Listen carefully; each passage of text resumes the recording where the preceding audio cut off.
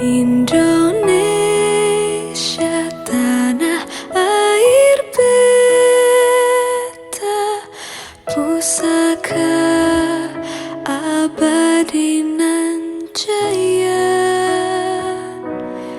Indonesia sejak dulu kala tetap dipuja-puja bangsa. Di sana tempat lahir beta, bangsa Indonesia, dengan menyatakan kemerdekaan Indonesia.